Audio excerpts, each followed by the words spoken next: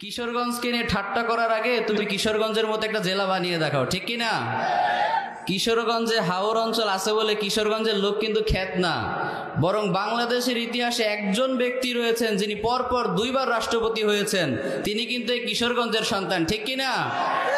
কিশোরগঞ্জকে নিয়ে ঠাট্টা করো মিয়া, কিশোরগঞ্জে 3 জন রাষ্ট্রপতি আছে, তোমার জেলায় কয়টা আছে? তোমার জেলায় কয়টা আছে? বিখ্যাত চিত্রশিল্পী কবি জয়নুল আবেদিন তিনি প্রমাণ করে দিয়েছেন কিশোরগঞ্জের সন্তান যেমনিভাবে নদী থেকে মাছ ধরতে পারে তেমনিভাবে বিখ্যাত চিত্রশিল্পীও হতে পারে, ঠিক কি না?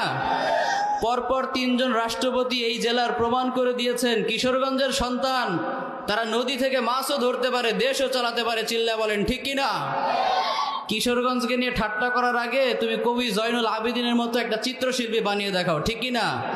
কিশোরগঞ্জকে নিয়ে ঠাট্টা করার আগে তোমার জেলাতে 3টা রাষ্ট্রপতি বানাও, ঠিক কি না? এজন্য প্রিয় ভাইয়েরা, never under estimate any district. আজকে থেকে কোনো জেলাকেই ছোট করে দেখা যাবে না। এটা ঠিক যে এই জেলাতে এমন অনেক কিছু নাই যেটা অন্য জেলাতে আছে, আবার এটাও ঠিক যে অন্য জেলাতে এমন অনেক কিছুই নাই যেটা এই জেলাতে আছে, ঠিক কি না? Everyone is important according to their own company.